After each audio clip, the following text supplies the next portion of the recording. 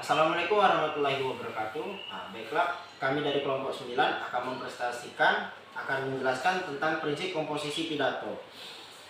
Prinsip komposisi pidato. Dalam prinsip komposisi pidato terdapat 3 komponen. Yang pertama adalah kesatuan, bertautan, dan ketiga ada titik berat. Kesatuan dalam pidato tentunya harus ada gagasan tunggal yang mendominasi sebuah uraian. Sedangkan pertautan menunjukkan urutan bagaimana uraian yang berkaitan satu antara lain. Yang terakhir adalah titik berat. Dalam tulisan pidato dinyatakan dengan tanda garis bawah, huruf miring atau huruf besar yang digunakan sebagai penanda. Baiklah, mungkin itu saja penjelasan dari saya secara singkat. Baiklah, di sini saya Muhammad Satria Abdi akan menjelaskan bagian dari prinsip komposisi pidato tentang yang bagian menitik titik berat, empasis. Pembicaraan dalam suatu pidato agar mudah diikuti dan dipahami oleh para pendengar harus bisa menunjukkan pada mereka bagaimana yang penting atau hal-hal yang harus diperhatikan. Hal-hal yang harus dititikberatkan bergantung pada isi pidato itu, tetapi pokok-pokoknya hampir sama. Gagasan utama, pemikiran baru, perbedaan pokok, hal-hal yang harus dipikirkan khalayak adalah contoh-contoh bagian yang harus dititikberatkan atau ditekankan. Sebagai tanda untuk memperjelas hal-hal yang dititikberatkan, bisa diberi keterangan penjelas. Dalam uraian lisan dapat dinyatakan dengan hentian, tekanan suara yang dinaikkan, perubahan nada, isyarat, dan sebagainya. Bisa dengan diberi keterangan penjelas. Contoh, saudara-saudara sekalian, maka hal-hal yang terpenting yang harus kita perhatikan adalah, atau akhirnya sampailah kepada inti pembicaraan saya. Dan keterangan ini memperjelas secara lisan, dan sedangkan secara tertulis bisa dengan huruf miring ditebalkan atau bergaris bawah. Baik, di sini saya akan menjelaskan sedikit tentang kesatuan. Kesatuan sifat dibagi menjadi 4 hal. Yang pertama itu serius. Tentu saja kita dalam berpidato ini kita harus serius. Yang kedua formal. Maksudnya di sini berpidato dengan secara resmi. Yang ketiga informal. Maksudnya berpidato dengan cara tidak resmi. Yang keempat anggun. Berarti berwibawa. Selanjutnya kesatuan isi atau gagasan.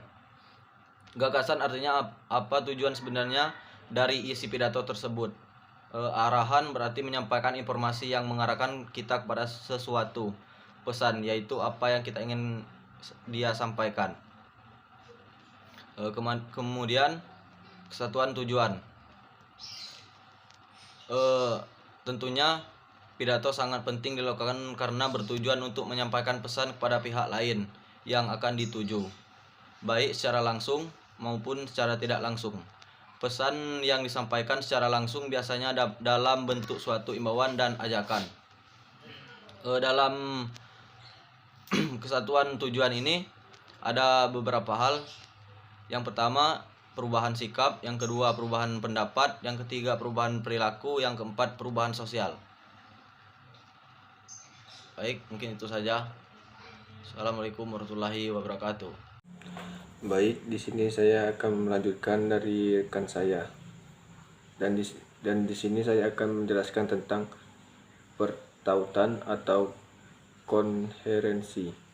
Bertautan merupakan urutan bagian dari uraian yang berkaitan antara kalimat satu dengan kalimat yang lainnya, di mana antara satu dengan yang lain berhubungan untuk menjelaskan pokok masalah, sehingga keseluruhan masalah atau pembicaraan dapat dimengerti dengan jelas oleh orang lain. Tetapi yang perlu diperhatikan adalah jika peraturan kalimat satu dengan yang lain terlalu jauh bedanya bahwa penyampaian tidak jelas, maka tidak akan didapatkan kejelasan yang baik. Gagasan yang diuraikan tanpa pertautan yang jelas tidak dapat dipahami dan dimengerti dengan jelas oleh orang lain. Prinsip susunan pidato atau bertautan ini harus didasari oleh pikiran yang kreatif, kritis, dan inovatif, serta serius dalam perencanaan. Jika dalam perencanaan tidak serius, tidak tahu pokok yang ingin dibicarakan apa, maka akan terjadi kebingungan dalam penyampaian, apalagi dengan yang didengarkan. Pidato berarti kita sedang berdiri di depan khalayak. Ada dua kemungkinan yang akan terjadi, yaitu pertama, kita merasa sebagai seorang orator ulang seperti Bung Karno, atau yang kedua, tiba-tiba lemas, seluruh tubuh mati rasa, hafalan yang sudah dihafal hilang. Dalam bahasa Indonesia seperti majas, bertautan yaitu kata-kata berkias yang bertautan atau berasosiasi dengan gagasan, ingatan atau kegiatan panca indera, berbicara atau menulis. Terdapat berbagai macam bentuk majas bertautan. Yang pertama yaitu metominia atau netominia, adalah ungkapan yang menyatakan susunan pengertian dengan kata-kata yang berdasarkan dengan kata yang ditautan atau yang berhubungan dengan kata tersebut. Contohnya, si kaos merah berusaha mencetak gol. Orang yang berkaos merah.